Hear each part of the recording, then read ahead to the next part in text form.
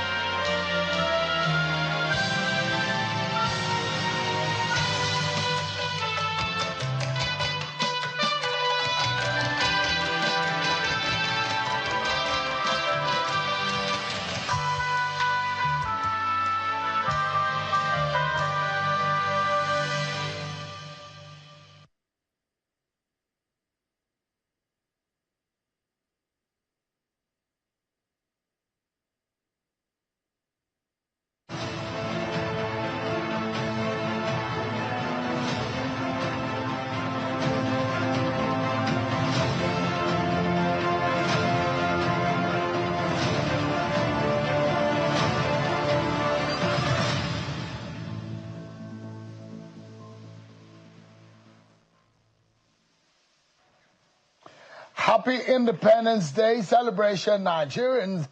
65 years and Africa's most populous nation forges ahead, pushing hard for a greater future. And as Nigeria marks yet another Independence Day, we reflect on the nation's journey that began in 1960 with so much hope and promise. From the excitement of freedom under Azikiwe and Tafawa Balewa at the end of affairs, through the turbulence of coups and brutal civil war, to decades of interrupted democracy under military rule, the road has been long and often painful. But in 1999, the return of civilian rule offered a new beginning, one that has carried Nigeria into the Fourth Republic and beyond. Tonight, we look back at the milestones, the struggles, and the unfinished work of nationhood. And we're asking a very big question. 65 years on, what lessons history holds for the future of Africa's most populous democracy?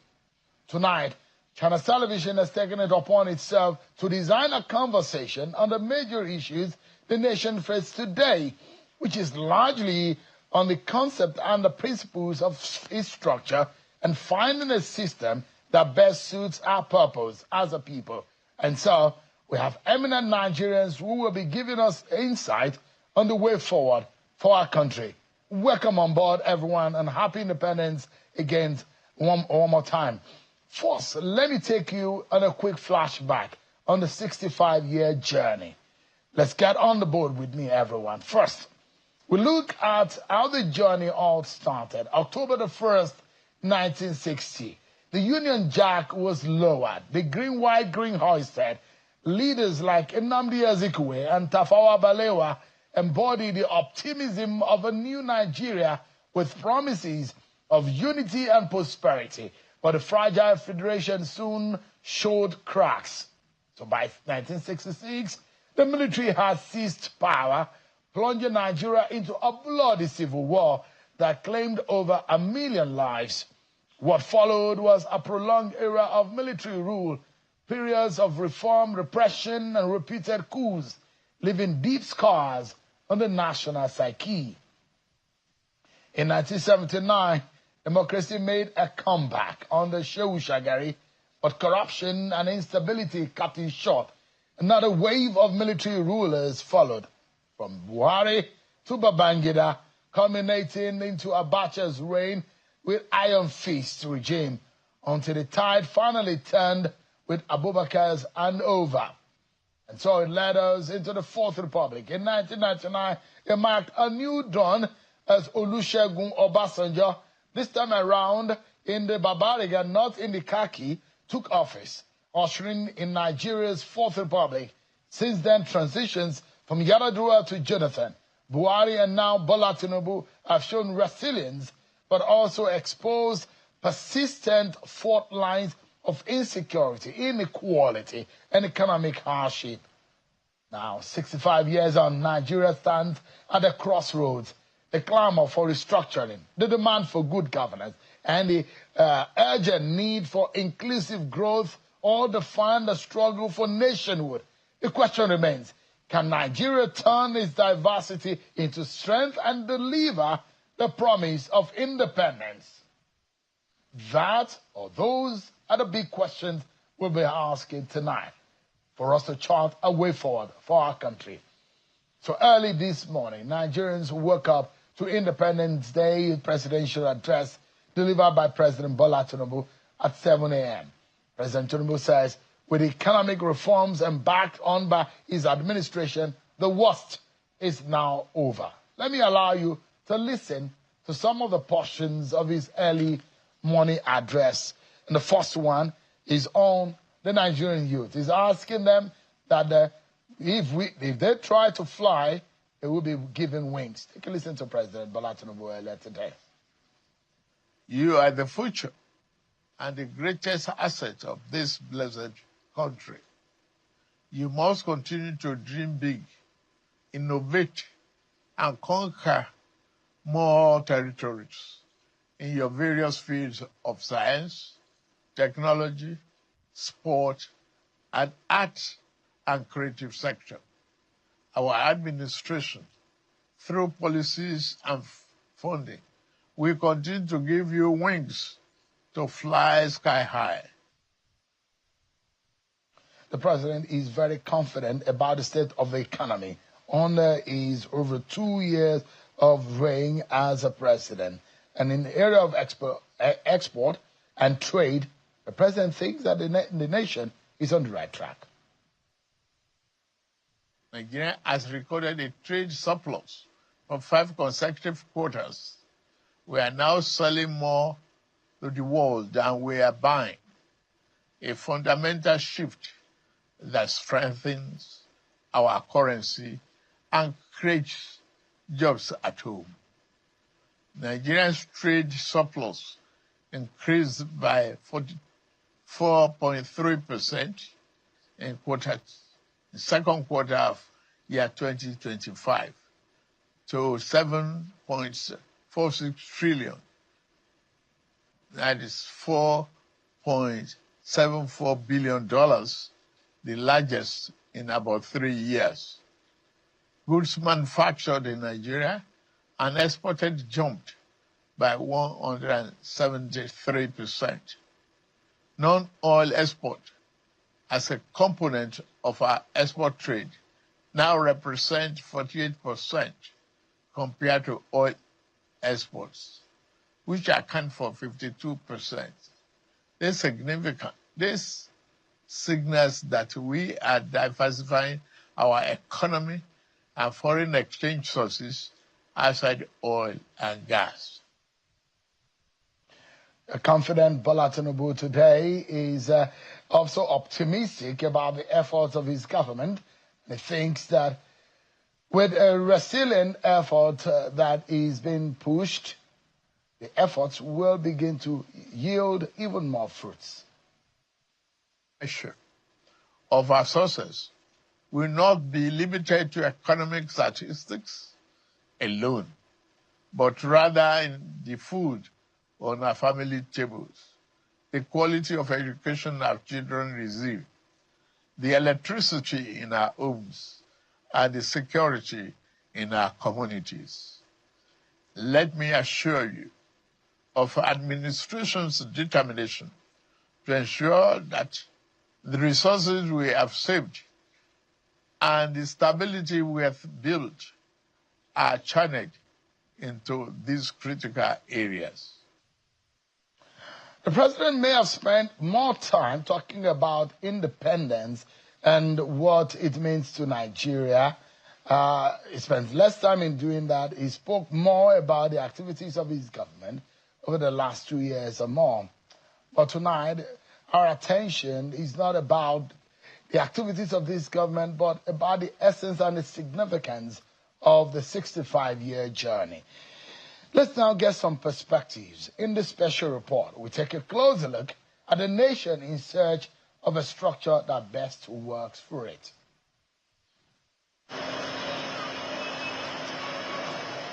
Nigeria's journey since gaining independence on October 1, 1960, has been a complex and tumultuous one, marked by cycles of military and civilian rule, civil war, and efforts towards finding a system of government that works for the people. Beginning in 1960, Nigeria adopted the parliamentary system of government, with Sir Abubakar Tafawa Balewa as the first Prime Minister and Dr. Nnamdi Azikiwe as the Governor General. Nigeria adopted the parliamentary system of government, which allowed regional governments, namely northern, southern, and western regions, to develop independently, generate wealth, and pay royalties to the center. In less than 7 years, Nigeria's first republic was truncated by a military coup in 1966 by Major General Johnson Agoyi Ironsi, a development that plunged Nigeria into her first phase of military regime with a history of coups and counter-coups that culminated in a civil war in 1967. Military rule held sway even after the Civil War in 1970, with General Yakubu Gowon as military head of state until 1975, when General Muritala Mohammed took over power, and later General Olusegun Obasanjo, who transited power to the democratically elected government of Shehu Shagari in 1979, marking the beginning of the Second Republic. I, Sheikh Usman Aliyu Shagari, do solemnly swear that I will be faithful and bear true allegiance to the Federal Republic of Nigeria. Nigeria's Second Republic introduced a presidential system of government with a federal structure that places some form of absolute powers at the center. Like the First Republic, the Second Republic was short-lived as General Muhammadu Buhari removed Shehu Shagari from office in a military coup, plunging Nigeria into another round of military rule that lasted till June 1993, where Moshood Abiola would have been the president of the Third Republic. It took Nigeria another 6 years for democracy to return when President Olusegun Obasanjo was elected and sworn in as president in 1999, marking the beginning of the Fourth Republic, which lasted till date. Notwithstanding the successes of the Fourth Republic, some Nigerians at different fora continue to question the type of federalism that the country practices and amplify calls for the devolution of powers to the federating units. If you look at most federations, most federal system of government all over the world, you realize that you have the center, you have the region or the corresponding states, and you have the local government, whereby, see for example, today, to construct the road that leads from Port Harcourt to Enugu, they call it Federal Road. What is really the business of federal government, about some of these infrastructure? Why can't you look at the central government, you dismantle it to a very large extent, and you devolve power down to the corresponding unit? In the case of Nigeria, local government and the states. But the way we run our federation today, they will certainly not think about that. So we will advocate that the best way to go is let these people, we dismantle what we have today. They should go and generate wealth. They should go and bring investors to their respective states, create the enabling environment. Then you tax the wealth that you have created. Then at the end, you pay some certain section of that tax or some certain portion of that tax to the federal or to the central government. That is the way to go. In my view, we may not necessarily talk of another system, but perhaps a modification, a fundamental modification of the system that we have now. First, I hold a personal view that a parliamentary system of government would have been better for this country, or could have been better for us, in terms of the management of the entire system, in terms of the costs, and in terms of making government much more accountable to the people. At 65, Nigeria is undoubtedly a mature and independent nation, one that bears both scars and signs of healing from its journey.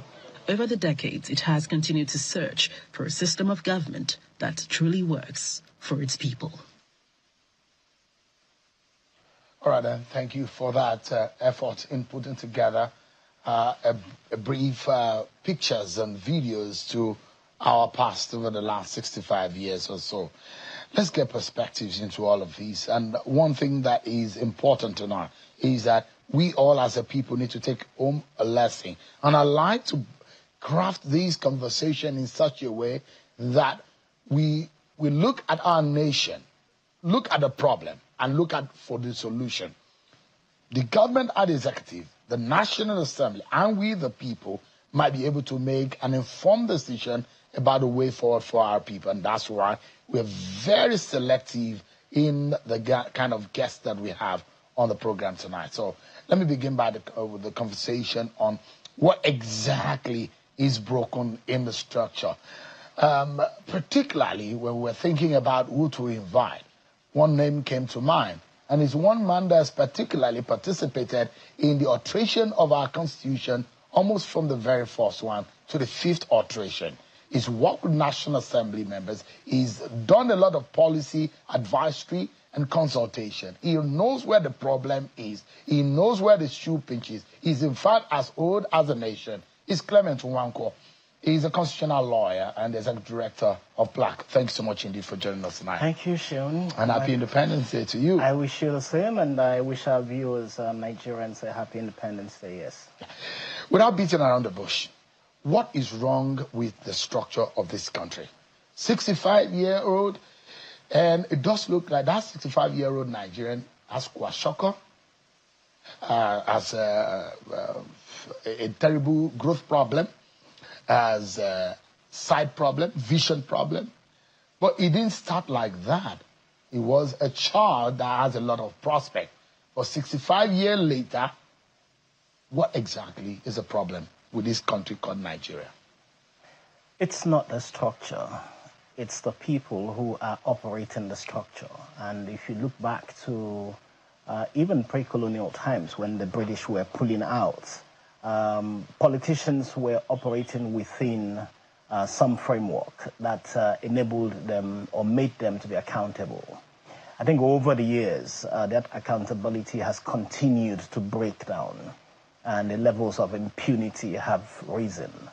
Politicians are operating within a structure. Are they respecting the requirements of that structure? The answer is no. It looks like continuously politicians are continuously inventing and reinventing ways to subvert the framework of operations of government in this country. And that's why you mentioned the Constitution. Yes, I have been involved in the Constitution-making process, starting from the first Constitution, the 1999 Constitution, the first Constitution in this Fourth Republic. I have been involved at every stage of amendment and alteration of it. And why are these alterations taking place? It's because each time you have one alteration, the politicians devise a way of subverting it. And so we come up with new measures, new provisions, new suggestions on how to cover and avoid those manipulations by politicians. It's a continuous thing. You talk about decamping from one party to the other, for instance. It's very clear in the Constitution. If you're a legislator, you shouldn't constitutionally run off to another party. The Constitution forbids it. But the politicians have found a way of going around it. And so you continuously have politicians decamping, and you have all sorts of subversion of the Constitution. So that's really what the problem is. It's not the Constitution. It's not the structure. Is Nigeria working? At this time, I think there are huge challenges. I think that the framework under which we should work very effectively is not happening. And the politicians are becoming much more arbitrary, much more impudent, and much more violative of the tenets of the Constitution, but also the letter and spirit of the Constitution. So, And I'm asking this pointed question because we don't need to beat around the bush. We know this country so well. We are all Nigerians and we know ourselves. Let's strip in the closet right now and let us see our nakedness for what it is. And let's be able to tell ourselves the real truth.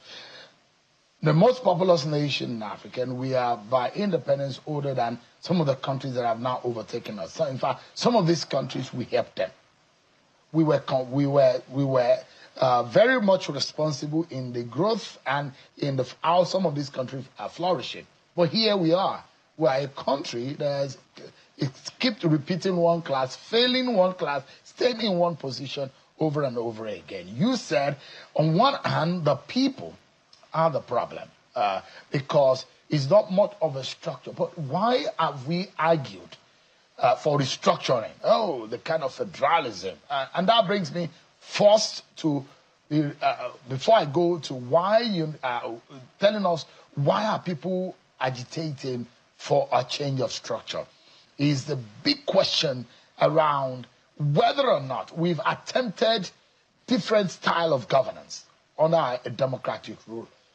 Federalism or presidential system is not the one that is not the first that we attempted. We've done one or two others, but the question is that is federalism and presidential system of government, in your own view and your own experience, Mr. Nwankwo, the best suit for our structure? Now, we practice what we call the parliamentary system, but the parliamentary system was again first past the post. Whoever wins a constituency election gets in, who loses is out. The presidential system is the same thing. It's not like a proportional representation system of government as perhaps you practice in South Africa. So because everybody wants to win, everybody wants to get in, they do all sorts of things. All sorts of things means that the institutions that guides election continuously been compromised.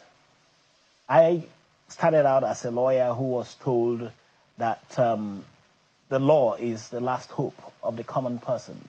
The judiciary is the last hope of the common person. Today, the courts don't work. The courts don't work. If you have a grievance as a plaintiff, a complainant, you go to court. You could be in court for 20 years. And I'm not talking of political cases. If it's a political case, the question arises whether judges are being bought and compromised by the politicians. So in all reality, our judiciary has collapsed. The legislature, which should be, as we are taught in the Constitution, the check and balance between the executive and the legislature. The legislature carries out oversight. What is the executive doing? What should the legislature do? It's collapsed. The legislature has difficulty getting the executive to do what it should do, to be accountable. The Electoral Commission has collapsed. Citizens don't have confidence or faith in the Electoral Commission. Everything has collapsed because you virtually mentioned literally everything. Quite frankly, because you would say, as a citizen, a politician has not delivered on the promise or expectation that you have of them.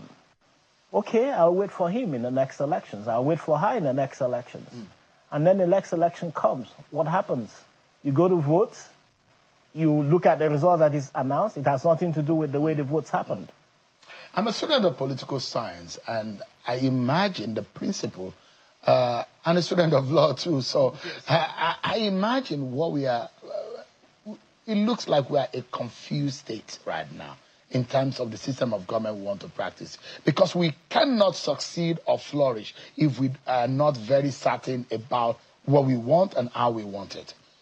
It looks, on one hand, there is a unitary style that we are operating. It suits us when we make our president or the executive arm of government one of the most powerful entities in the world, can make them come out. And on one hand, we mount how we want to operate a federal state. And a federal state, in the real sense, how the central government operates in Nigeria. And I've done case studies in my study. I did a comparative analysis in one of my advanced degrees on 4 federal states: South Africa, Canada, Nigeria, the United States. Nigeria doesn't look as much as a federal state that it should be. Are we a unitary state on one hand? We love parliamentary, we love federal. What exactly? Sometimes you look like a confederate. What exactly are we? What suits us? That's a big question. We look confused here. I think, given our recent history, you had military rule for 13 years. That military administration ended. And General Abdul Salam Abubakar, who was the last military head of state, handed over to General Olusegun Obasanjo, who had himself been a dictator. So that transition from a very brutal military era where arbitrariness was reigning didn't quite happen. Yes, there were institutions, there were efforts to try and get President Obasanjo, and he's very accomplished as a former president of this country, and I totally commend all of his efforts. But when he took over, he had the toga of coming from himself, the military background. So that transition to civilian rule didn't quite happen. Unusual. And so, because you've had a unitary system of government, which was worsened under the dictator, General Buhari, and General Ibrahim Babangida, and worsened, of course, by the dictator, the brutal dictator, General Sani Abacha, you just didn't see a return to civilianness. And every president since General Olusegun Obasanjo in 1999 have operated using the machinery that was left behind by the military to continue to operate this country as a unitary system. And so the struggle to decentralize, the struggle to de-escalate the unitary system has been a continuous one. And because of the struggle between the center and the states, where the center actually arbitrarily dictates how the country is run, we haven't had that independence. So military brought us to where we are today. The military, very sadly, brought us to where we are today. Those interregnums are a major disaster. They have been a major disaster to this country, and that's why you cannot but be quite angry about where the civilians are today with administration, with government. You and some of my guests tonight on the program are discerning, not only that you have attained the age of wisdom, and also you have acquired a lot of knowledge over the years, and we'll be finding solutions tonight. We will not leave here until we find one. Let me bring in yet another son of Nigeria, an eminent economist who has seen it all, sat in several boardrooms, and he's an economist of note, Mr. Bismarck Rwani, who is also the CEO of a company that advises multinationals in economic policies. Mr. Bismarck Rwani is live for us in our Lagos studio. Thank you so much, Mr. Rwani, for joining us tonight. Thank you. Good evening. Interesting times. Happy Independence to you. But Mr. Rwani, similar question as I've asked the constitutional lawyer, Mr. Nwankwo. I'm going to be asking you, Mr. Rwani, what is the problem with our structure? And I know from your area of expertise, you work with the organogram, and that structure is always very important for your financial advisory. Is Nigeria looking like, if you are to advise and consult for Nigeria, the way it is structured now, for it to thrive, are you going to succeed? Thank you very much, Shango. And again, this is happy birthday to Nigeria. And if Nigeria was a human being, at 70, Nigeria will be in the last 5 years before it leaves the earth. So, 1. 2, it's a time for congratulations, as like happy birthday. But it's also time for introspection and reflection as to what have we achieved at this time. And you said something about if Nigeria was a client, a corporate client, or whatever it is, you said about the structure. But the thing is that strategy drives structure. If you have no strategy, then and you build your structure around it, you are bound to fail. So there are a number of things that need to be done. So let us first of all look at introspectively and reflect on where Nigeria is today. Nigeria, 1960 to 65, it was the largest in population in Africa. It was the largest economy in Africa at a point getting to $560 billion. It was the 27th largest economy in the world at that time. Today, Nigeria is the 53rd largest economy in the world and the 4th largest economy in Africa. It was as high as $560 billion. It's now down to, in fact, after rebasing, it is down to up to $250 billion. Its income per head in 1960 was $350 per head. It rose all the way to $2,400 per head and is now down to a paltry $950 per head.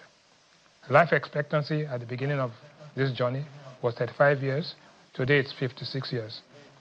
Now, Nigeria has gone through a period, right? And one way of describing, one word to describe the Nigerian economy based on its political structure is what we call suboptimality. Suboptimality describes a situation where you fail to optimize your resources, and therefore you need to look at it and see how you optimize. It's like when you open your system and you have 10 applications open at the same time. Your speed, the speed of the system is slower, but if they will now tell you to shut down, maybe you shut down 8 systems, or you shut down the video and then your voice connection improves. So that's where Nigeria is. Nigeria is suboptimal in terms of labor productivity, suboptimal in terms of total factor productivity, suboptimal in the use of its total resources, gross fixed income, and all of that. Now, 6 decades, and what have we gone through? We've gone through a parliamentary system, a republican system, military rule, and back to a republican system. We've gone from a command mixed economy to a command economy, back to a mixed economy, and now to a free market economy. We've gone through about 5 crises. One, the 1983 global oil crisis, the 1995 Southeast Asian crisis, the global financial crisis of 2008, subprime mortgage crisis. We've gone through the 2016 global economic crisis, and then went through COVID, and then we are where we are. Now, it is one thing that is worth noting is that there's a conflict between the political cycle in terms of horizon and the economic cycle. And I want you to note that between 1960 and 65, of course, we had the coup and then we had the Civil War. Between the Civil War and today, if you look at the basic infrastructure of this country, in terms of the major bridges, the roads, the ports, airports, seaports, railway lines, the power stations, the bulk of your infrastructure today, 90% or 95%, I dare say, were built under the military rule. In other words, between 1970 and 98, you had 9 years of Jarawa Gawan's era, in which most of the infrastructure was built. Then you had the Muritala Obasanjo period, where they completed most of these projects. The Third Mainland Bridge, Echo Bridge, Qatar Bridge, the Nigerian shipping lines, the Nigerian airlines, the seaports, all of the seaports across the country, the major highways, the refineries, everything were built at that time. Why is it that throughout that period, because there was a military rule and all of that, they were able to commit resources, and you could see the physical infrastructure built. Between 1999 and today, I dare say that no new project, no new capital project, no new highways or bridges or anything for that matter, power stations, have been constructed. Why? It's simple. The political cycle is a 4-year cycle. The first year, as soon as you win your election, then you go in, and within a year or two, you're already talking about re-election. By the time you get your re-election, you're already on the way out. Nothing has happened in terms of gross capital formation and infrastructure between 1999 and today. So there's something that we have to ask ourselves.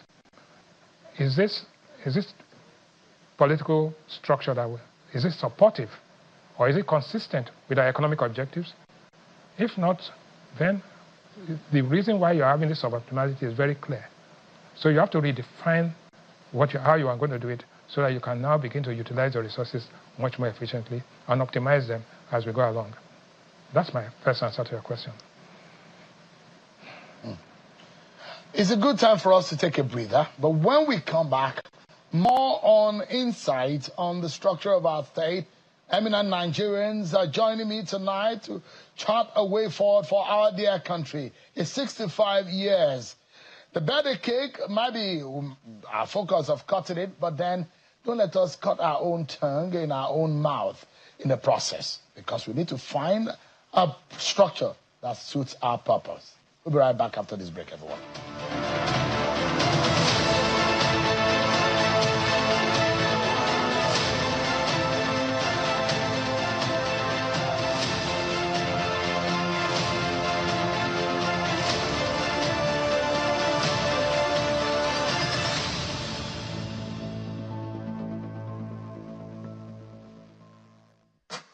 Our people, our nation, look how far we've come together in the past 65 years. Growth and endless national possibilities. Our fashion has become a global statement of our creativity. Our culture and cuisine remains rich and diverse. Our Afrobeats are the world's new anthem. Today, more people are enjoying the benefits of a modern, connected life. Financial inclusion has brought prosperity closer to everyone. Nigerian talents are setting global standards, from the boardroom to sports fields, arts, education. Indeed, we've come a long way. As we mark our 65th Independence Day anniversary, we at MTN Nigeria are proud to celebrate with you. Happy Independence Day.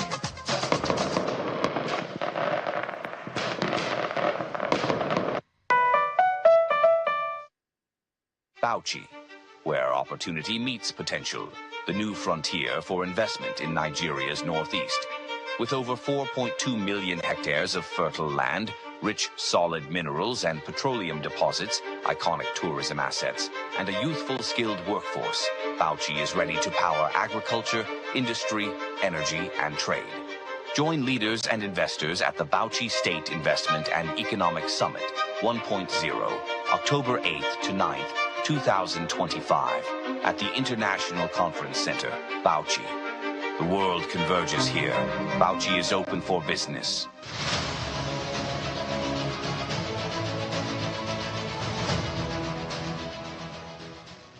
Philomath University is one of the fastest growing private universities in Nigeria, with 100% accreditation in the recent nationwide accreditation of NUC. The human resources for the delivery of lectures are excellent and celebrated professors and doctors with distinctions. The Chancellor of the university is a man of distinctive character, Professor Ibrahim Gambari, formerly of United Nations and formerly Chief of Staff to President Buhari. Professor Mike Faborode is a member of the Governing Council of Philomath University, formerly the Vice Chancellor of Obafemi Awolowo University, Ile-Ife, and formerly the Secretary General of Council of the Vice Chancellors of Nigerian Universities. Dr. Collins Aimwa, Esquire, the Pro-Chancellor, Philomath University. Philomath University have intellectuals who have won different laurels among their peers. Philomath University student won the first female president of the Association of Law Students of all universities in Nigeria. Philomath University has main campus in Kuje, Abuja and city campus in Maitama, Abuja. Enrollment is on. Don't be left out. Visit www.philomath.edu.ng or call.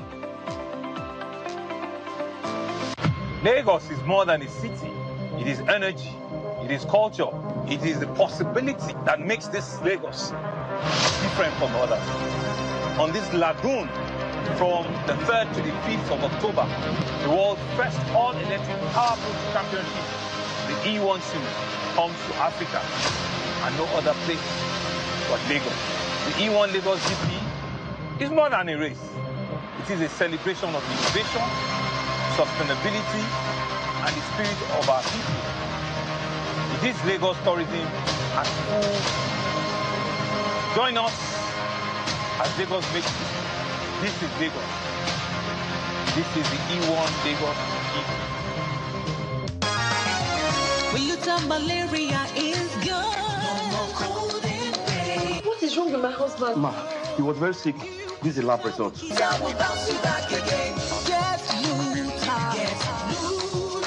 Thank you. Luther. With Luther, malaria is in big trouble. Luther contains artemether and lumefantrine, and it is used to treat malaria. Luther is another quality product from Ovid and marketed by Pharmatex Nigeria Limited. The Duchess International Hospital opened its doors in October 2021. The mission of the hospital is to reverse medical tourism. We take particular care here at the Duchess to bring together a combination of the brightest and the best locally, as well as Nigerians in the diaspora who are interested in returning to do very good work for the benefit of our patients here in this country. The good thing is that we have all international expertise here, all international facilities here, international people working here. Everything is coming together in a space which was considered not great in terms of the availability of healthcare. Access Bank, of course, has been able to provide us with a robust range of products and services that has enabled us to deliver that standard and quality of healthcare that is integral to our mission as an organization.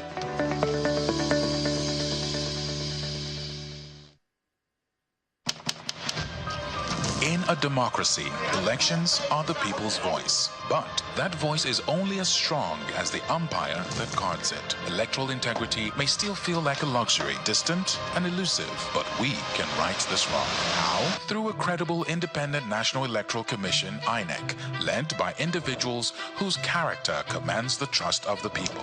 INEC needs a non-partisan man or woman with no past or present ties to any political party. A person of unquestionable integrity and character. Someone knowledgeable in electoral processes, courageous, able to withstand political pressure and uphold the will of the people. Credible elections need more than ballot boxes. Nigeria needs a trusted, fearless, and truly independent INEC. One that puts the will of the people above the will of politicians. An INEC that works for the people, works for our democracy.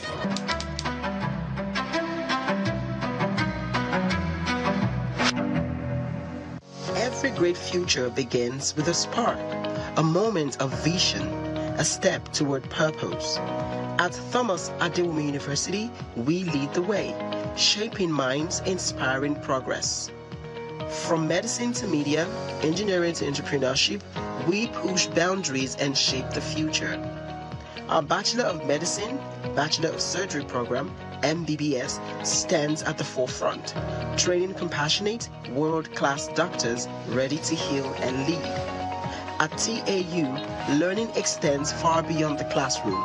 Creativity flourishes, teamwork drives progress, and real-world experience sets the standard for success.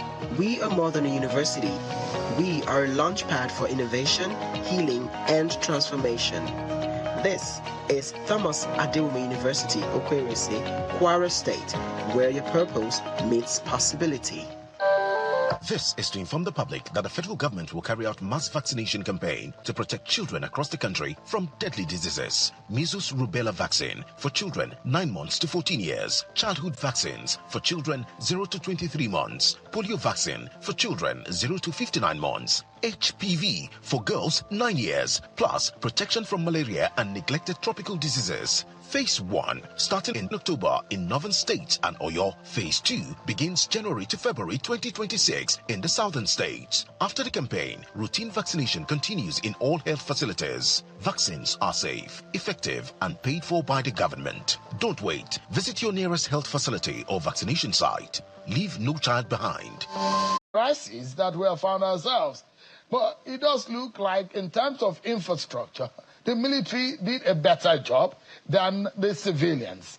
But in the real sense of it, would you take any of these as a client, either the military or the civilian? Is there a better one out of the two, economically speaking?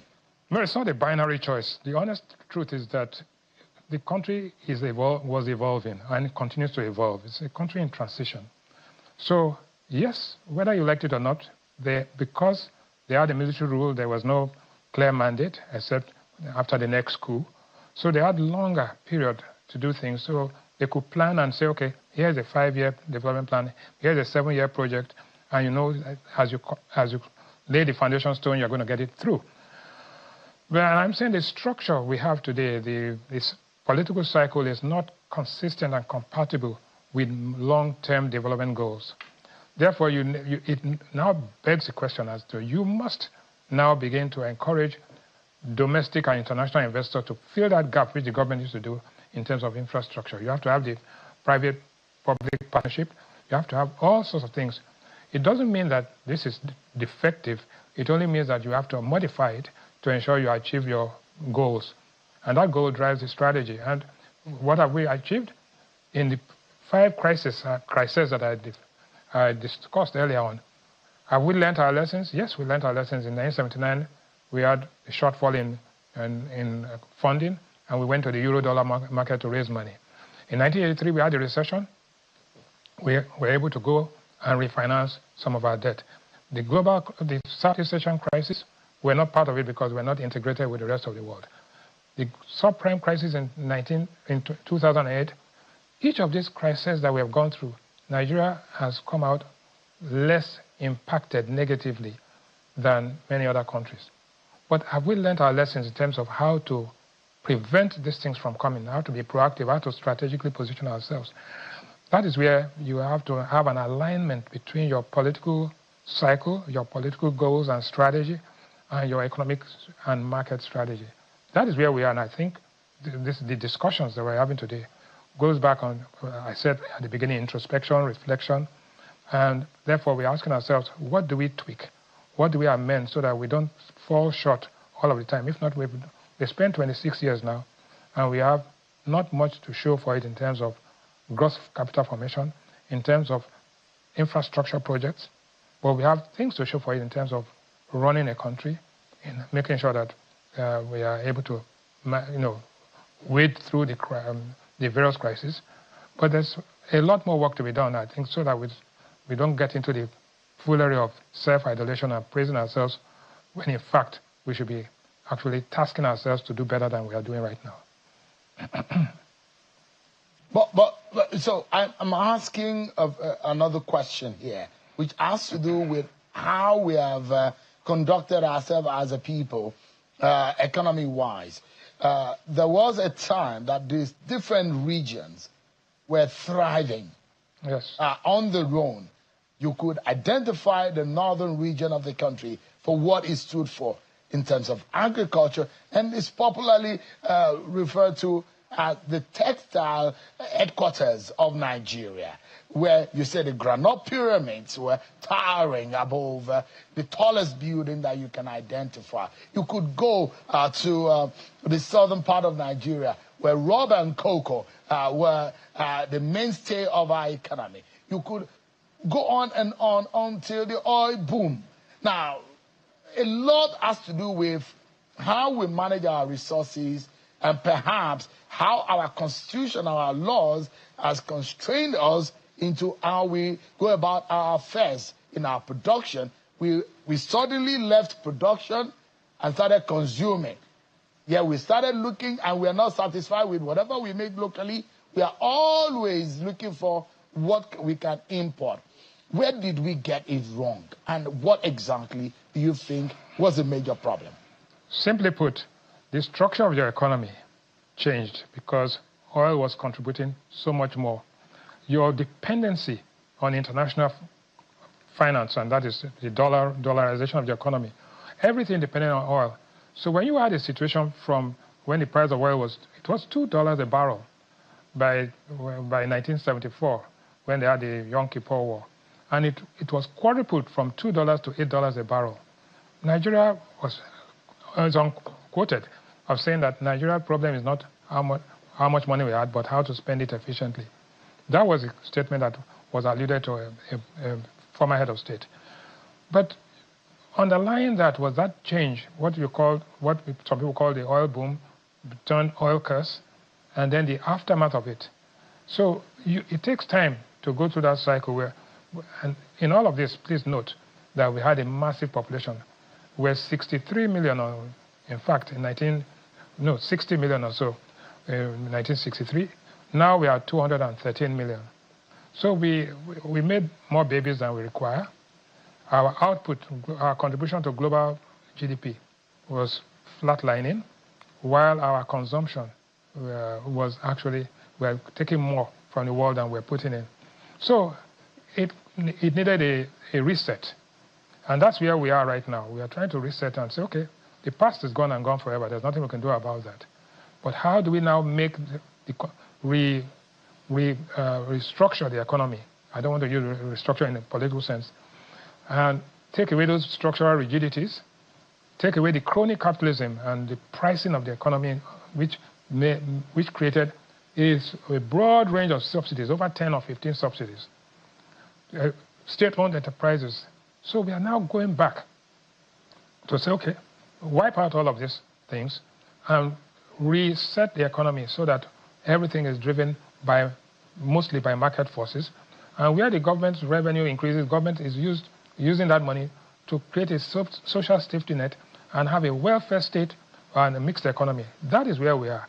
And so every time we go back and say, oh, we're the granite capital of the world, but that's gone and gone forever. What you now need to do is to reprice the factors of production in such a way and that the exchange rate, which is a major conversion rate between international commodities and domestic commodities, if that exchange rate is aligned, right, and is actually fair value, you'll find that all other factors that surround it are going to become stable. And so you can see in the recent past that the exchange rate has become more stable, moderating to appreciating, close to this PPP value. You can see that most other things that were in disequilibrium are now beginning to fall into equilibrium, and you are having something as close as possible to, not to bore you, what we call general dynamic equilibrium.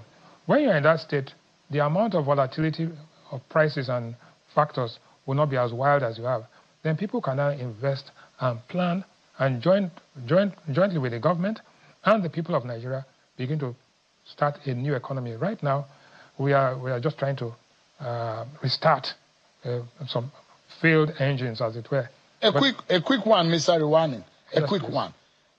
Would you like us to go back to the regional economic structure that we had? No, let me say what I can tell you. Nigeria cannot afford to have 36 states. It's unviable. We spend too much money administering. This country is maybe I think twice the size of California in terms of geographical space, if not as small as that. And you have the country is administered, the number of people administering this country in terms of 774 local governments, 36 states, federal capital territory, federal government, administering what? And yet, the assets that we are administering are actually shrinking. Western Nigeria, as a kid, from Fade all the way to Warri, Port Harcourt, Warri and Bomadi and Brutu, all of that was under one region, Western region. You had one premier and 6 commissioners under Chief Obafemi Awolowo. The same thing in Eastern Nigeria. Now, that area today, from Lagos to Osun to all the way to Edo to Delta, you have about almost 8 or 9 states being managed with governors, special assistants, commissioners, and all sorts of things. Managing what? Managing what? So it's over-managed and under-managed in sense of outcomes. So I'm not sure.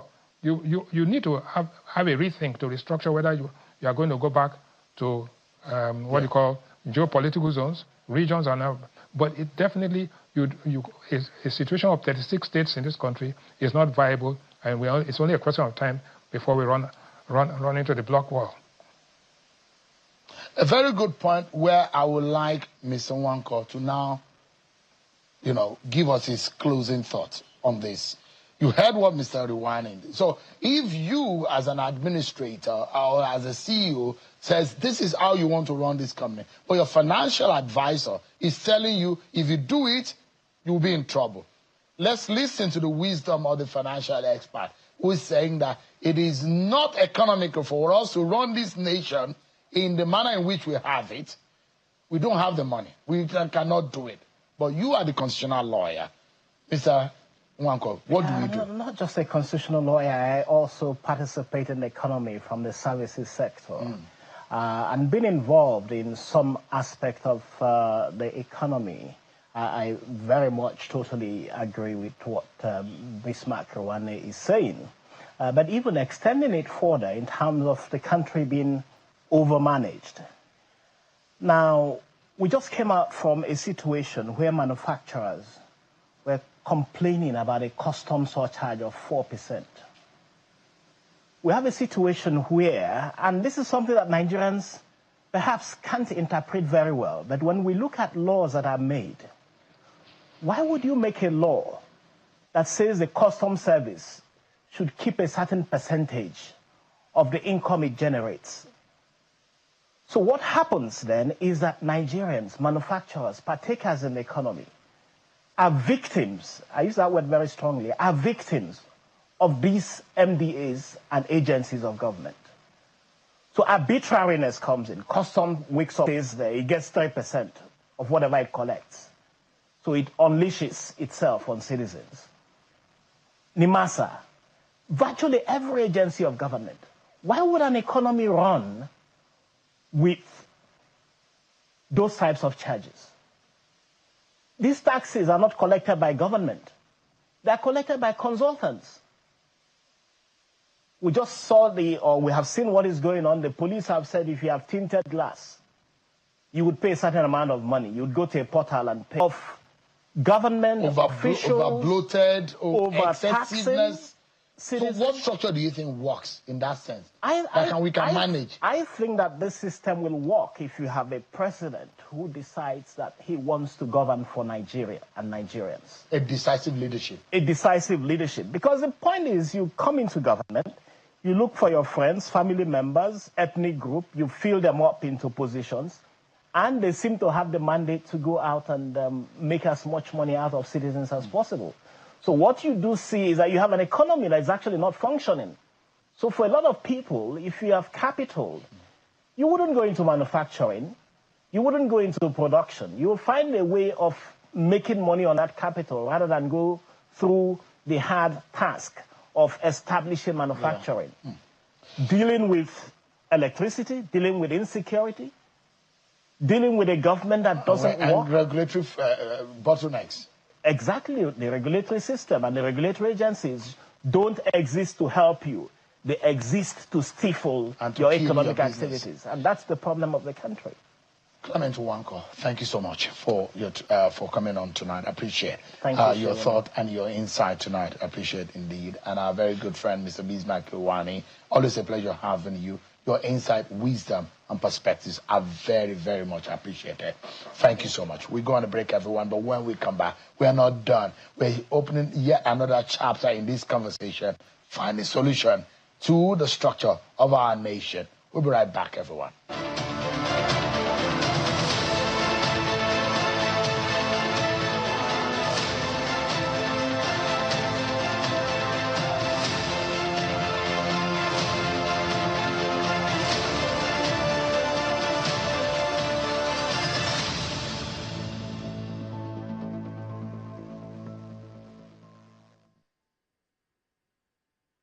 Lagos is more than a city.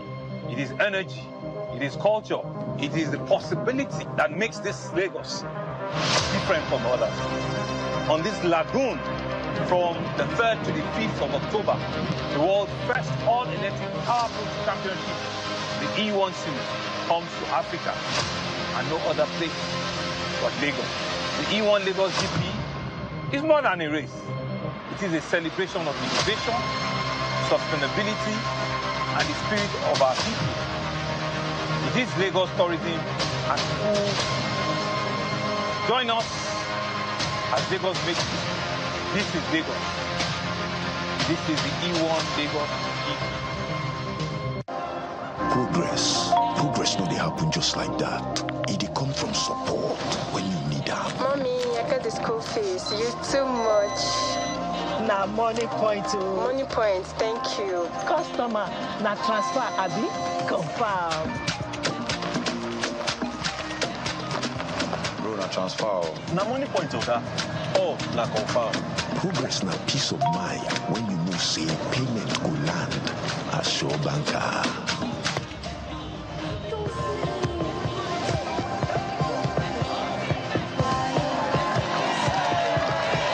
Progress na small win where the carry person go far. No worry, you have good make up. Mogo Bible. Victor, even you, they use money point. Of course now, they use money point. Confirm. Money point, made for your progress. My name is Austin Azuko Kocha, but you all call me JJ. That's because I was so unstoppable, they named me twice. During my days as a professional footballer, I played as an attacking midfielder. No one could stop me, not even malaria, when mosquito bites. Now you too can be unstoppable if you use Lonat against malaria. Lonat, a combination of Artemether and lumefantrine. Lonat, be unstoppable. From the engine room of business transformation, Abuja Investments Company Limited presents the Abuja Business and Investment Expo 2025. More than an expo, it's the ultimate gateway to Africa's booming markets, powered by AICL, driving growth across the Federal Capital Territory and beyond. Theme: empowering sustainable growth, unlocking potential in emerging markets. Connect with local and global industry leaders through keynote panels, workshops, and networking sessions. Date: October 22nd to 25th, 2025. Time: 10 a.m. daily. Venue: Bola Ahmed Tinubu International Conference Center, Abuja. Accreditation: October 21st at the same venue. For inquiries, WhatsApp 091-3500-1059. Email: sponsorship@abisummit.com. ABIS Expo 2025, brought to you by AICL. Trailing the blaze, setting the pace, driving the future. Our people, our nation, look how far we've come together in the past 65 years. Growth and endless national possibilities. Our fashion has become a global statement of our creativity. Our culture and cuisine remains rich and diverse. Our Afrobeats are the world's new anthem. Today, more people are enjoying the benefits of a modern, connected life. Financial inclusion has brought prosperity closer to everyone. Nigerian talents are setting global standards, from the boardroom to sports fields, arts, education. Indeed, we've come a long way. As we mark our 65th Independence Day anniversary, we at MTN Nigeria are proud to celebrate with you. Happy Independence Day.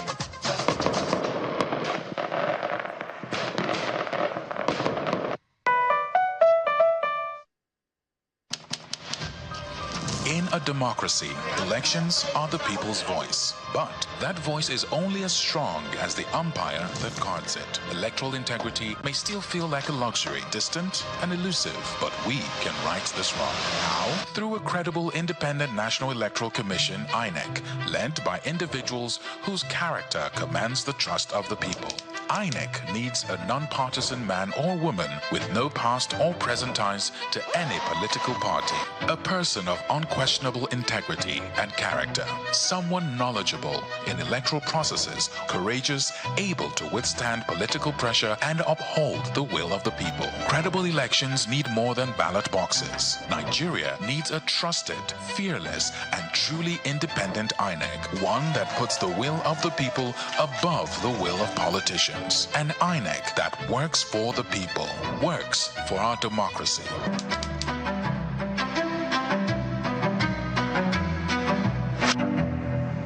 How do you ensure your story is patterned into the fabric of time? You leave your footprints behind so that those after you can walk in it, and those after them, not only in your bloodline, but outside your bloodline too. Let's help you leave your footprints in the sands of time for the benefit of generations to come. Meristem, let's grow wealth for you.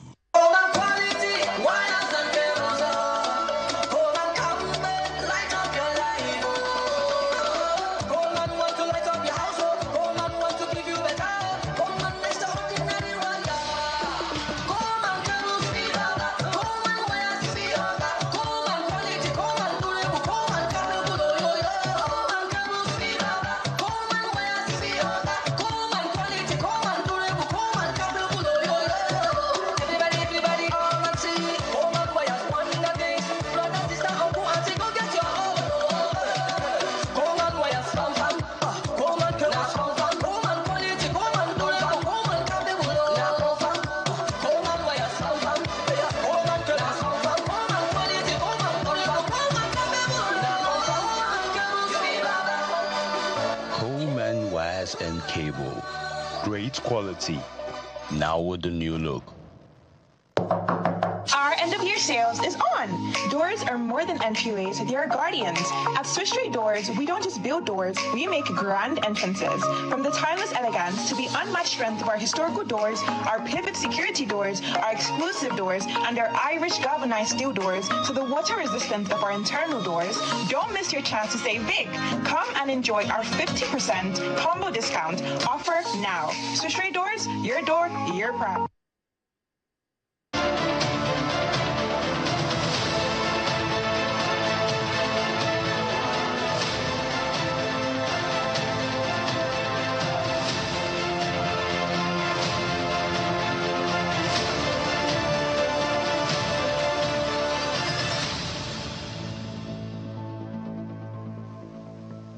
Thank you so much, everyone. I told you we are not yet done, and you are in for it, because I've got to you brand new faces on this special edition of Channel Television Independence Day Conversation. And tonight, I'm now being joined by a former lawmaker, a political activist, Dr. Usman Bugaje. Thank you so much, Dr. Bugaje, for joining us here. My great pleasure. Thank you so much indeed. And I have your friend right there, one of foremost voices who fought against the military, who also thought that Nigeria could be a better place, singing solidarity songs with his very good boss, Gani Fawemi. Safemi Falana, senior advocate of Nigeria, is also live for us on this very wonderful day, on the 65th anniversary of Nigeria's independence. Gentlemen, eminent Nigerians, thank you so much indeed for your time tonight on the program. The focus of our conversation in this part of the segment is independence reflections and the thought on what works. And like I did with the earlier segment, without mincing words, we needed to go straight to the point. What is the problem? How do we solve it? Now, with a reflection of our independence, and I'll come to you first, Dr. Bugaje. With in your own perspective, your own view, you look back at our 65 years of independence. Would you say it's more of going forward, 10 steps forward, 20 steps backwards? Are we better off under the civilian rule? What exactly, in your own view, do you think has been our major problem? Our major problem is the problem of most African countries. And I think we need a context here. The major problem of most post-colonial African countries are basically three. How do we share power? How do we share wealth? And how do we manage our diversity? These are the major challenges, because the states that were created by colonial enterprise were not real states. The borders are artificial. The structures were designed to exploit. They were not designed for stability. And therefore we have to, as post-colonial elite, now begin to see how can we get a system that can actually work for us. And in this, there is a challenge. The challenge is, because of the education we have received, we still look at the West as the ultimate in perfection. And therefore, we still go back to them. Even as we are all very aware that the relationship between the West and Africa has gone through three major stages. First, our relationship was that of slavery, followed next by colonization, and followed now with a neo-colonial exploitative arrangement, where we don't get the real prices for our goods, where we don't determine the rules, where we don't even determine the value of our currency. The world institutions created by the same imperial West are still the ones that are. So if we understand the context and we understand the challenge, we'll be in a better position to. But let me also give a ray of hope. Nigeria is not the only country going through this. And it's not the only country that has gone through this and came out much stronger. There are countries that have gone through worse, and they were able to transform themselves. And so there is hope, if only because what is obtaining today is not sustainable. There is no way this corruption, this stealing, this stupidity, this kind of recklessness of these politicians can sustain. It will have to come to a ground. And it's already coming to a ground.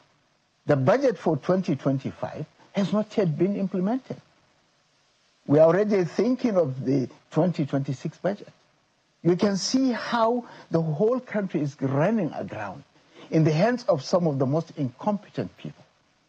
So let me come back to the issue. The problem basically for me is that the Nigerian elite have not yet arrived at a consensus as to what country do they want to build.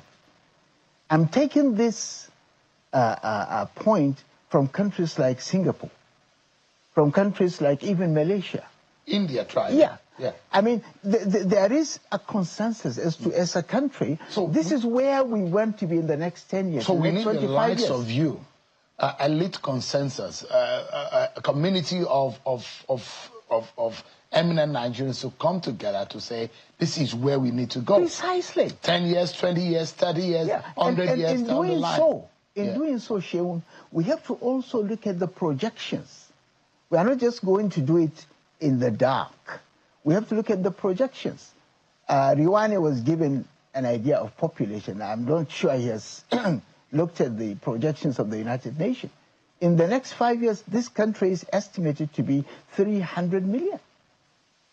In 2050, which is 25 years from now, this country is going to be 25 to 30 million, which will make it the third largest country after India and China. The real work ahead of the elite is how do we find food, infrastructure, jobs? How do we sustain this population?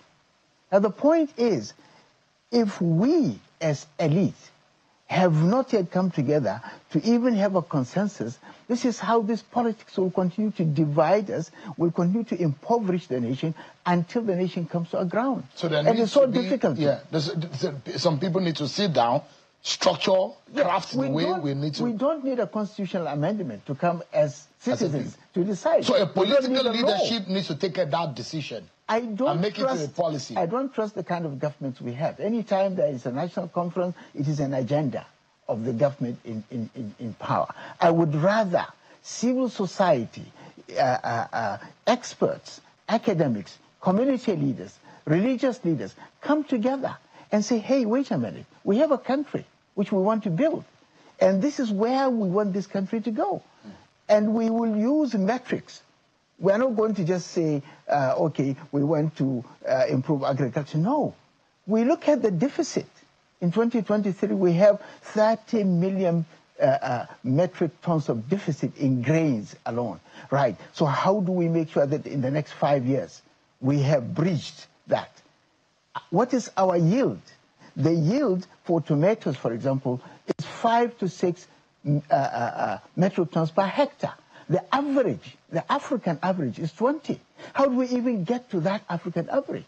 How do we, so if you work scientifically with metrics, I mean, because you are in the 21st century, right. You have to be competitive. Give me a moment, sir. Let me bring in your very good friend, Mr. Femi Falana. Mr. Falana, thank you so much for your patience. Do you agree with Dr. Bukachi? Where do we go from here? And my question was very pointed about reflections. Where did we get it wrong? And from your own perspective, are we in a bigger trouble than we were when a few years ago? So I think, with respect to Dr.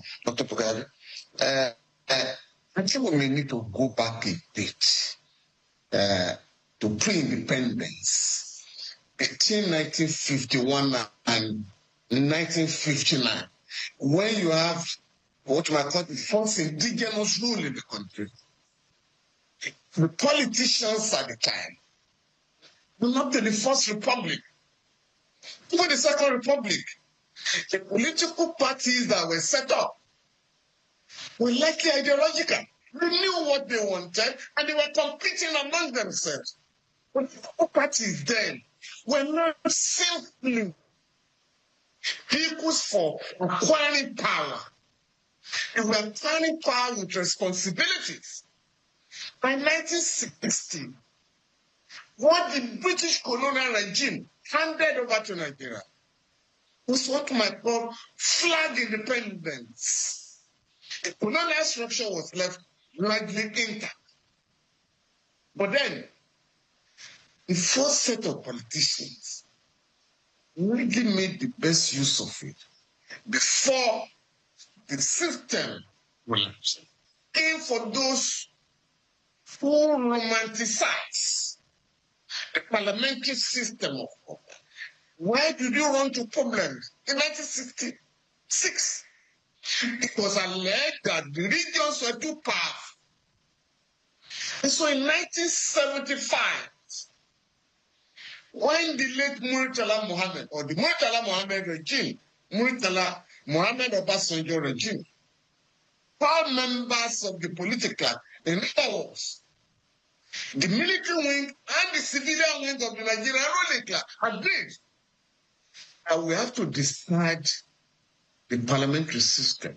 We have to embrace the presidential system. So, Chief Rotimi Williams was the head of the Constitution Review Committee. The late Professor Ben Wadweze, many of them were in the Constitution Drafting Committee. And all of them, 47 of them agreed. We are going the American way. Without the culture,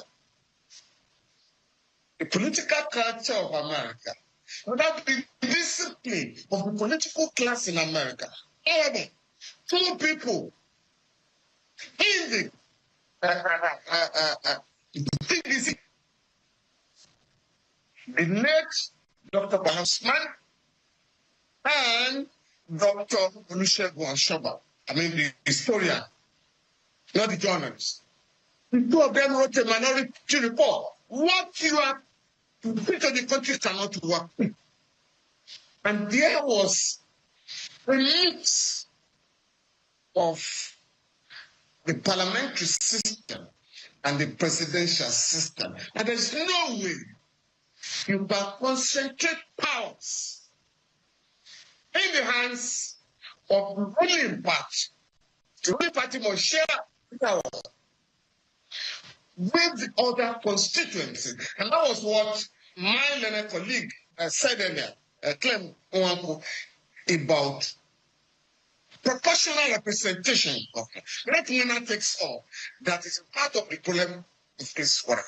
Now, without an ideological orientation, yes, corruption will continue, impunity will continue, restlessness will continue. So in the Second Republic, when we have 5 major political parties, you predict what the PRP and the UPN will vote for, as opposed to what the PN, NPP, and later GMPP will vote for. But what do we have today? There is no dissenting voice in the House of Reps of 360 members, Senate of 109 members, because that is why it's so convenient to move from one party to the other and abandon the people that put in office. So we need to go back. Where did we get it wrong? Now, if people are now embracing, we must go back to 1963 Constitution. Why did it collapse? It's like state police. Dr. Mugabe will recall, you have the state police win before independence. In the government of the 50s, whereby members of the PRP were constantly are consistently harassed and intimidated by the ruling in the West. Because they said, whereby you could be sleeping in your room. And the time you wake up in the morning, there's a dead body in your compound. And the police, the local police will come to arrest you and have you charged with murder. So when people are talking about state police, we must know when the rain began to beat us. Why did we abandon state police? Abandon state police. In the 1979 Constitution and the 1999 Constitution, decreed that we are going to have one federal police that will be managed by the president and the 36 state governors. What have we had since 1979? It's a total control of policing in Nigeria by the president. Whereas the Constitution says there shall be a Nigerian Police Council constituted by the president, IG, Chairman Police Council, 3 of them, and a 36 state governor. So in that body, majority are state governors, but that body never meets. So we must look at, and when people talk about structure, between 1999 and now, through the courts, a lot of cases have been won that have taken powers from Abuja to the state and local government. But what have we done with this power? For instance, the federal government, because the Olusegun Obasanjo military administration inserted 4 decrees in the 1979 Constitution, including the Land Use Decree. They now call it an act, Land Use Act. So the federal government wanted to be controlling land. But in the case of Concha, Attorney General of Anambra said, the Supreme Court said no. The regime only to put that in the Constitution, Land Use Act, in order to make it difficult to amend it. It does not mean that the president shall be in charge of land outside the federal capital territory. Okay.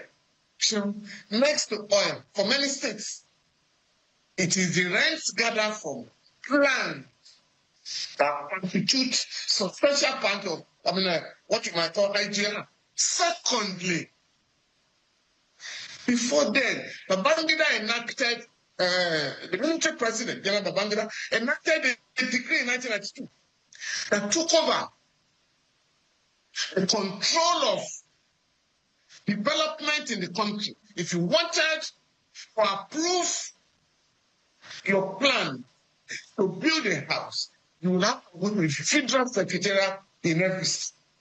So the federal government was in charge. Lagos state government went to court. The position was 4 to 3 justices of the Supreme Court, which ruled in favor of state.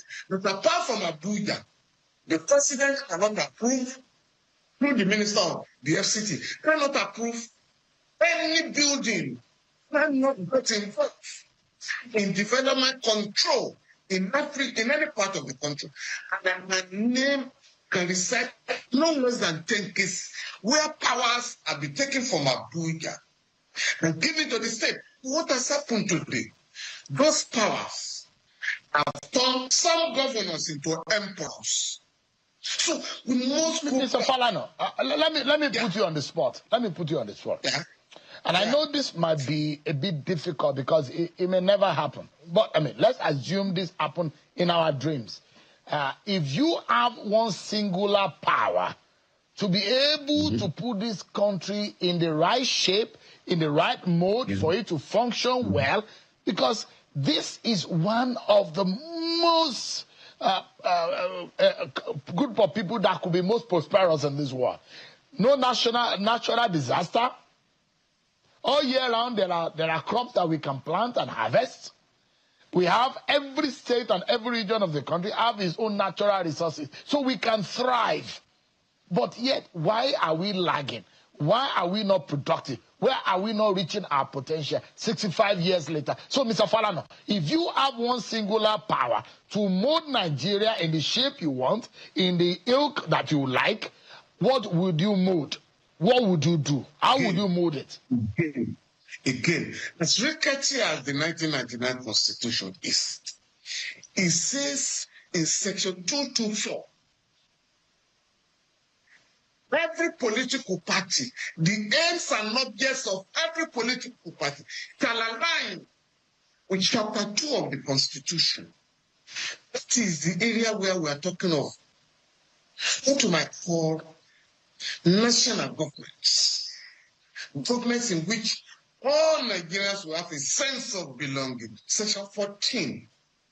The government of Nigeria shall be anchored on democracy, popular democracy, not democracy decided by the church. I mean, you have had an election.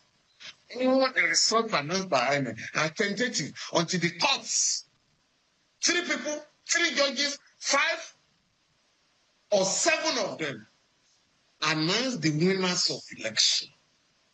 3. You go on to talk about Section 16. That the economy of Nigeria shall be controlled by Nigerians, not a few people. Then the next comment is also planning another privatization. And they are going to give the access of our country, fire by the country. A few people, a few capitalists, or rather, agents of capitalism. And Connie was talking about some of the agencies, NMPC, MPA, what do you call it? NIMASA and the rest of them. Now, they are run like federal government parastatals. They are not. They are federation parastatals. They are owned by the country. All the airports of the country, the federal airports, are owned by the country. They were set up either by the colonial regime or the military regime. When we didn't have these 3 tiers of, government, it was one central government, and they were using the resources of the country to set up Kano Airport, Lagos Airport, and the rest of them. The military, Abuja Airport, and some of the new airport. If you can't run the NNPC, I understand now the shares of the NNPC will be managed by the Federal Ministry of Finance. Where the people got the power? Now we have 49% shares in what do you call it? LNG. LNG was set up in 1989 by the military general with the resources of the country. Now today, in the last 20 years, 21.5 billion dividends that they pay to the NNPC, destined for the federation account. But NNPC now diverted the money. We still believe that NNPCL is sold by the federal government. No. The states, the local government, are joint owners with the federal government of these agencies and many others. But in the next campaign for restructuring, these very serious issues are never considered. So if we are going to run the country, I'm not as hopeful as Dr. Fugaji, because it must be anchored on what is called consensus, at least elite consensus, whereby regardless of political, regional, ethnic, whatever, considerations, I say at least this would be the minimum ethical standard for our country. We have a 4-year development plan. Today, our economy plans are dictated by imperialist institutions or Brexit institutions like the IMF and the World Bank. They tell us your currency is overvalued. You must go and secretly devalue your currency. So these are the problems. Give me a moment, Mr. Falano. Quickly, Dr. Bugayi. The same question I asked Mr. Falano. If you had that single opportunity to mold Nigeria the way you want, in the kind of structure that you think will work, what would you mold? It's very clear to me, Seun. The major problem we have been having is our leadership recruitment process. It has been calibrated to produce or to recruit people without any reference to character, without any reference to competence, without any reference to courage. Therefore, all I need to do is to recalibrate the leadership recruitment process to prioritize those features that will bring the kind of leadership that has transformed Singapore, that has transformed China, that has transformed all the countries that we see in our contemporary times. And specifically, the moment you create a criteria where you say, for example, you need people with character, you need people with competence, you need people with the courage of conviction. The moment you set that out, more than 50% of these people who are, walking the corridors of fire will simply be flushed out. You would bring in people, and Nigeria has large resources for this, within and outside the country, in the diaspora. We have very competent people. Go to the US, most of the competent doctors are from this country. Go to any other country that you find Nigerians, you find them doing very well. Why can't we come and fix this country? Simply because the leadership recruitment process favors crooks and people who have because there is no criteria at all. I mean, I keep making this point. The criteria in the Constitution is a criteria for eligibility. It is not a criteria for, it's just that you're eligible. Standard but there is no criteria for suitability. and this is the job of the political parties. And I have said it severally. The political parties we have today, they have neither content, they have no conscience, they have no courage. They are no good for anything. And look at what is happening. What makes it easier for people to leave APC and go to PDP, APC, all, is because they are all empty. What is it that really differentiates them? It's difficult for a Democrat to move into the Republican Party. It's difficult for the Conservatives to move into Labour. In fact, families, 3, 4, 5 family lines down, you find in the same party. Because there is conviction, there is content, there is something that defines you. Here is just simply a name. It's simply empty. And this is something that we have to do. Give me a moment. There is a perspective from South Africa because there are Nigerians living there. And Nigeria played a lot of role in that country. But in this story, let me bring to Nigerians the perspective from South Africa. Our correspondent there files in this report.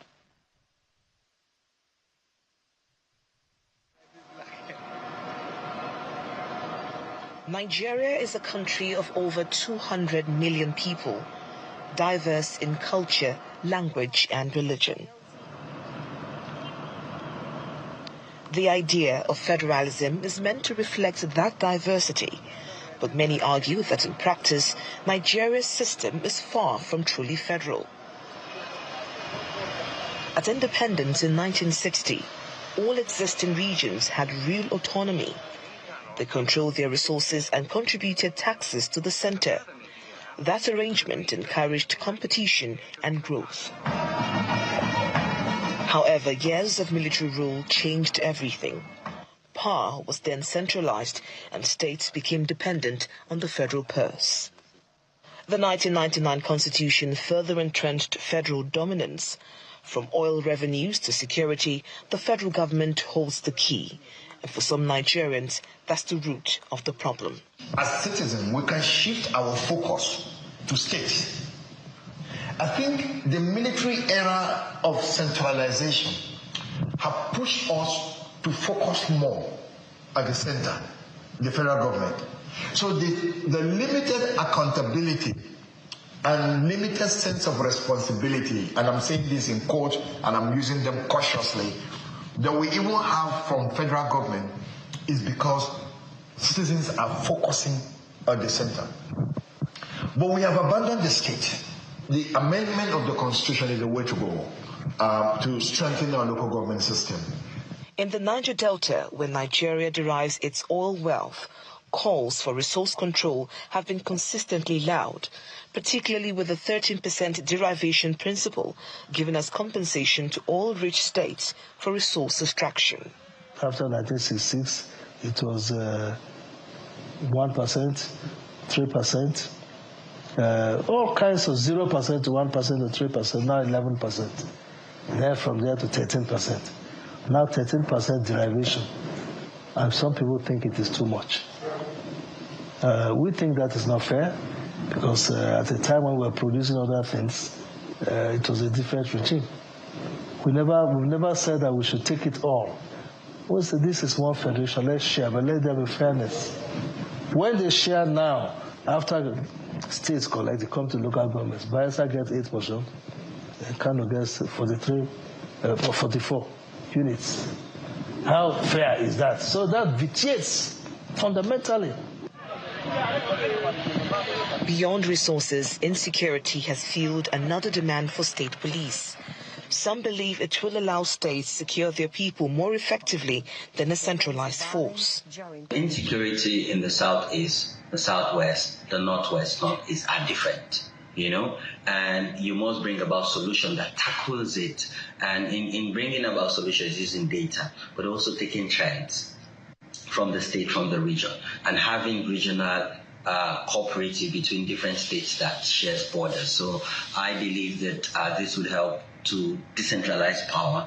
Nigeria has tried to address the concerns of federalism before, with 3 major national conferences held in 1994, 2005, and 2014, all recommending restructuring. However, the idea seems to be picked up again as the National Assembly seeks to amend the 1999 Constitution, promising an all-inclusive process. As Speaker, I pledge that we will take your contribution seriously and consider the bills with diligence, fairness, and urgency.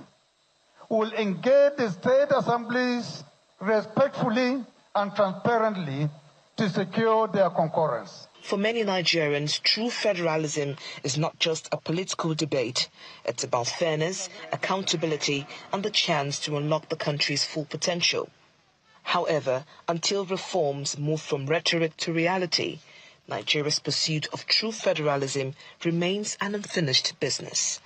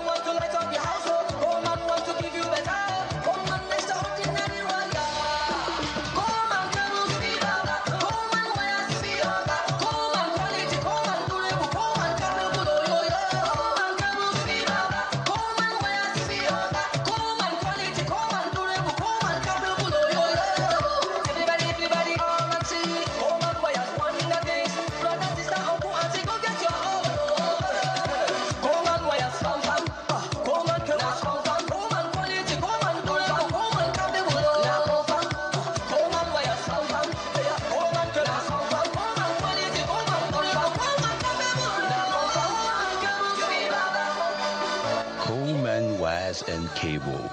Great quality. Now with the new look. Our end-of-year sales is on. Doors are more than entryways, they are guardians. At Swiss Street Doors, we don't just build doors, we make grand entrances. From the timeless elegance to the unmatched strength of our historical doors, our pivot security doors, our exclusive doors, and our Irish galvanized steel doors, to the water resistance of our internal doors, don't miss your chance to save big. Come and enjoy our 50% combo discount offer now. Swiss Street Doors, your door, your proud. When you tell malaria is gone. No more cold and pain. What is wrong with my husband? Ma, he was very sick. This is the lab result. Get Luta. Thank you. Luther. With Luther, malaria is in big trouble.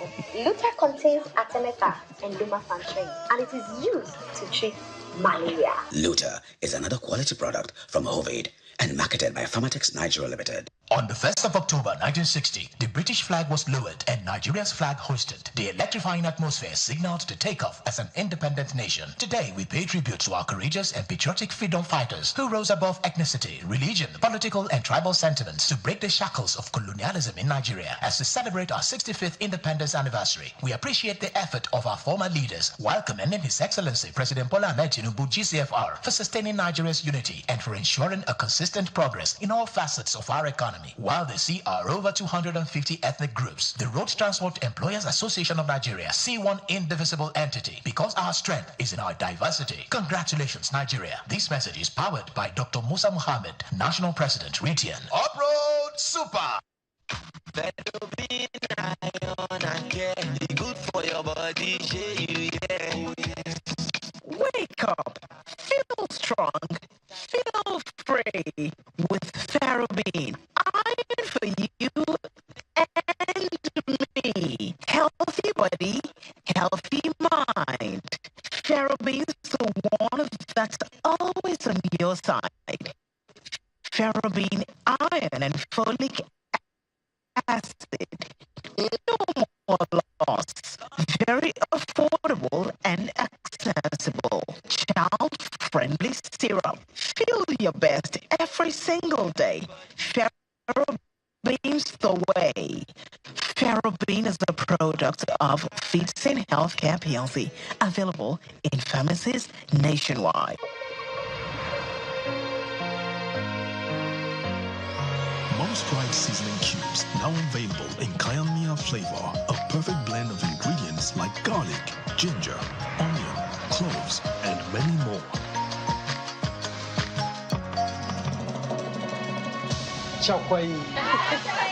Mom's Pride Kayamia, Mom's Pride Dadawa, and Mom's Pride beef flavor. Mom's Pride. Share the pride. Luther, malaria is gone. What is wrong with my husband? Ma, he was very sick. This is the lab result.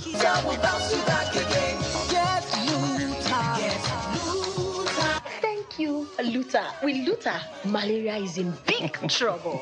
Luther contains artemether and lumefantrine, and it is used to treat malaria. Luther is another quality product from Ovid and marketed by Pharmatex Nigeria Limited. From the engine room of business transformation, Abuja Investments Company Limited presents the Abuja Business and Investment Expo 2025. More than an expo, it's the ultimate gateway to Africa's booming markets, powered by AICL, driving growth across the Federal Capital Territory and beyond. Theme: empowering sustainable growth, unlocking potential in emerging markets. Connect with local and global industry leaders through keynote panels, workshops, and networking sessions. Date: October 22nd to 25th, 2025. Time: 10 a.m. daily. Venue: Bola Ahmed Tinubu International Conference Center, Abuja. Accreditation: October 21st at the same venue. For inquiries, WhatsApp 091-3500-1059. Email: sponsorship@abisummit.com. ABIS Expo 2025, brought to you by AICL. Trailing the blaze, setting the pace, driving the future.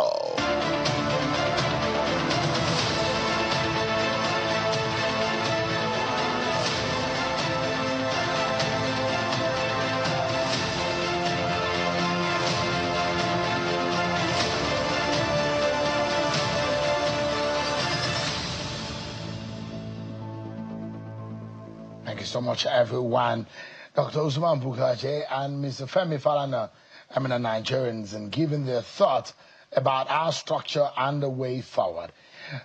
Before I get back to the conversation with them, let me allow you to listen to the Deputy Speaker of the House of Representatives, one person who is leading the conversation around the constitutional amendment. And here are some of the thoughts as to our independence and in the middle of the constitutional amendment and the significance. Again, listen to the Deputy Speaker. The Constitution is the architecture of our federation. And like any living document, it must evolve with the needs of his people. Constitutional review offers the platform to do this thoughtfully, inclusively, and without destabilizing the Federation. Take the legislative list as an example. The exclusive list contains a wide range of critical national matters, such as defense, foreign affairs, customs, currency, aviation, mineral resources, and so on. While the concurrent list covers areas where both the federal and state governments can legislate. Through constitutional review, some of these powers have already been devolved, such as railways, prisons, electricity generation, amongst others, allowing states to innovate independently. In the same spirit, I'm sponsoring the state police bill because security is ultimately local and empowering states to take greater responsibility for policing is a natural. Deputy Speaker, House of Representatives, Honorable Benjamin Okeze Kalu, on the roles, responsibilities of the National Assembly, the Constitution, and the issues of amendment. He's also spoke about issues relating to our federalism, some of the exclusive conversation you will find on our website and, of course, on our YouTube page. Let me get the closing thought of my guests tonight, Dr. Osman Bugaje and Mr. Falana. 65 years, that's a milestone. For us to be able to say, really, that we are moving forward, what do you think? And the political leadership of this country has to take the lead, isn't it? Where do we go from here? A lot of people who have not visited China don't know how beautiful that country is. Those guys are way ahead. The Western America have been left behind. China... And remember, yes, China is not practicing democracy. Absolutely. Western liberal democracy. Absolutely. They have their own kind of democracy. Okay. But that's why we are asking the question, what suits us? That's the point. Yeah. But what suits us? You see, the mental frame, needs to be decolonized for us to look inwards.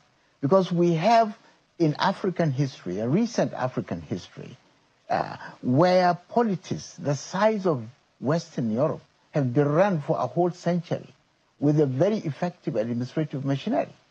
It was just disrupted by European colonization. And we have a lot of these rich resources. We have got a lot of literature, books, open books written. You go to the UNESCO Center for Documentation in Timbuktu, you find large resources of literature on law, on politics, on economy, on so many things, written by African scholars. So we have a lot of resources. But many elite who have trained in the West are not even aware. And this is part of the colonial education, so that we should keep looking up to the West. So we have to do that. I mean, there are three things that I think are very important, and I think we need to have the hope that, the case of Nigeria is not entirely unique, and it's not something that is not redeemable. We can deal with it, we can sort it out, but I think, like I said, the first thing is the elite need to come together and agree on what country they want to build. Give me a name of one person you think that can convene it, because I want us to have decisive...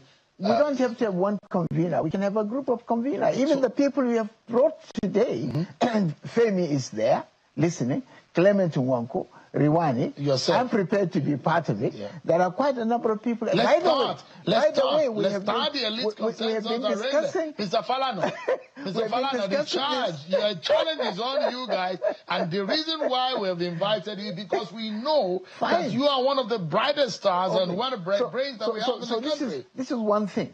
This is very important. And we need to do it urgently, isn't it? Two other things that we need to do. Yeah. They are critical for the next 2 years. One, this idea of, this model of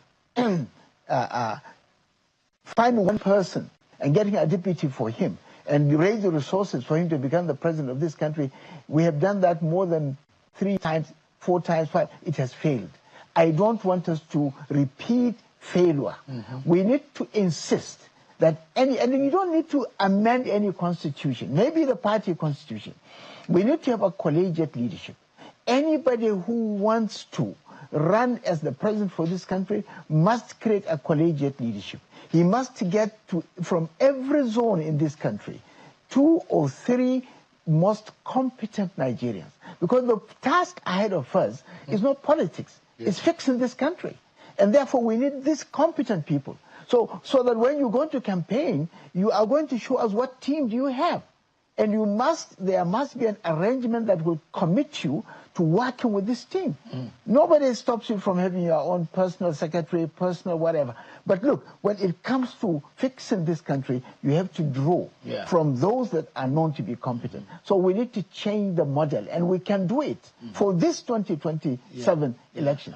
The next thing is we have to make sure that the elections that are coming are not going to be, because we suspect that this government is not going to allow elections to take place. The Bola government? No, they will do a sham, a campaign, to show. But they are not likely, because we have seen what has happened in Kaduna in the last by-election that we have seen around the country. You are waiting, citizens are waiting with their ballot, with their voters card to cast their votes. The ballots were not there at all, and as they were waiting, they were just tuning the radio and listening results, including that of their polling booth. This has happened.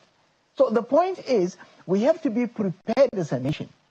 Not if elections do not take place, we don't want to go back to the courts because we know what the courts are. If it means that we have to win or lose this on the streets of this country, we must do so. But 2027, we must not allow this sham, this rubbish to continue. The whole country has to rise up to this. And this is what we need to do. Mr. Falano, let me get your closing argument on this one. Where do we go from here? Time is not on our side. Time is not on our side. The key speaker, I think, or legislator who just spoke now, has announced to us that they are once again amending the Constitution. There's nothing we can do about it. They're going to amend the Constitution. But the most important one and the most controversial is the question of policing the country. Members of the ruling class have now agreed. I think they've almost reached a consensus that they have to decentralize the Nigerian police force. If they are going to do that, again, as I said earlier, we must find out why we abandon regional police, so that enough conditionalities are put in place to avert the danger of one person or two controlling the police in the state. We must have a police council that will be made up of representatives of organized groups in each of the states. So what the government would do is to fund the state police. But in terms of control, we must be very careful that we don't transfer police powers in Abuja to the constituent units. The other point is that on electoral reform, again, the National Assembly is toying with the idea of amending the electoral. Number one, what happened in 2023 was that INEC promised that we're going to have use of voters' machine, which was likely done. 2, election results will be transmitted to the central server of INEC. We were told that there was some technical issue. This time around, we must put a mechanism in place that will eliminate such technical issues in our courts. The law must be amended in a way, contrary to what the court said, that transmission of results is optional. This time around, we must amend the law to make it compulsory. 2, we must reduce the involvement of judges in our electoral system. They must decide the winners of election. Judges are not suited to decide winners of election because they only decide based on evidence produced before them. But happily, when Justice Wales passed on this year, President Bola Tinubu paid glowing tribute to him, that commended him for the outstanding, comprehensive electoral reforms. What are the areas that have not been implemented? The choice of the chair of INEC, then members of the Electoral Commission, as well as resident electoral commissioners. The panel recommended that they should be appointed by adverts. Advertisement will be put out. People will apply. The National Judicial Council will shortlist the best 3 candidates for each position and will then send to the president, who will send the list to the Senate for approval at appointment. Secondly, all election petitions must be concluded before the inauguration of incoming government. And lastly, and most importantly, we must adopt proportional representation with respect to our elections. The question of winner takes all must not arise. All right. If you've got 20%, 30%, you must have people on that basis in government. All right. Vulnerable people with disabilities must be in our parliament. Special place must be given to women, youths. All right. So that we can democratize country. Thank you. Thank you. Mr. Femi Falana, senior advocate of Nigeria, Dr. Usman Bugaje, political activist and a former federal lawmaker. Thank you so much on this special day. I know it's a difficult one, getting all of you together in one place to talk about this, but it's important for our nation. And thank you so much. Our nation is grateful for your thoughts tonight and the insight. Thanks so much indeed. We're also very grateful to China's television. Thank you for being accompanied on this very important day. Happy birthday, Nigeria, and a happy 65th Independence Anniversary. On behalf of the team here in Lagos and across the globe, working for China's television, I'm Shion Joaquin Baloy. Happy Independence, and good night, everyone.